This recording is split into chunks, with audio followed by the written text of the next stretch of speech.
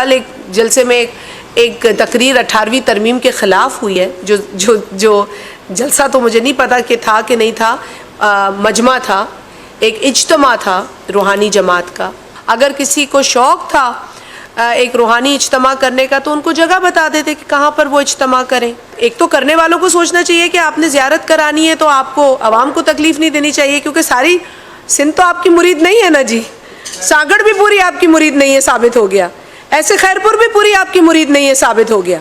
पीर साहब खफा होते हैं तो वो और बात है, होना नहीं चाहिए। पीर साहब पगाड़ा को GDA के जो हारे हुए लोग हैं वो उनको इस्तेमाल कर रहे हैं और गलत तरीके से। उनकी एक रेपुटेशन है, उनकी एक अपनी इज़्ज़त है, मुकाम है।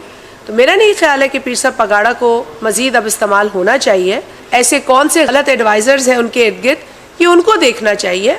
अब पूरी GDA के पास सिंध के अंदर 2 सीट्स हैं, 2 MPA सीट, उसकी भी दास्तान है कि वो किस तरह हासिल की गई है। हम उसके लिए लीगल एक्शन ले रहे हैं।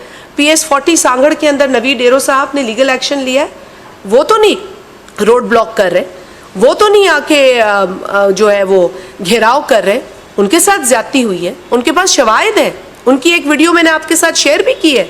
देखिए कल के बयान पे हमें अफसोस है, जो बात मार्शल लॉ की है आसानी से वो कह सकते हैं जो GHQ से डिक्टेशन लेते रहे। हमने हमेशा मुकाबला किया है गैर जमहूरी फोर्सेस का, हम करते रहेंगे और जमहूरियत का साथ देते रहेंगे। मुझे हैरत इस बात पे हुई कि इनको बहुत देर से चीज़ों का ख्याल आता है और अपनी मर्ज़ी पे इनको ख्याल आता है जब इनको कोई चीज़ सूट करती है। मैं कह रही हूँ मौलाना साहब एक पुराने सियासतदान हैं, हम उनका एहतराम ज़रूर करते हैं, लेकिन फिर बाद में एक बयान देने के बाद वो माफ़ी तलाफ़ी भी कर रहे थे अपने बयान पर और वो खुद ही कह रहे थे कि मुझसे गलती भी हो गई। अब मुझे नहीं पता कि मैं उनके बयान पे कमेंट करूं फिर वो कल कह दे मुझसे गलती हो गई।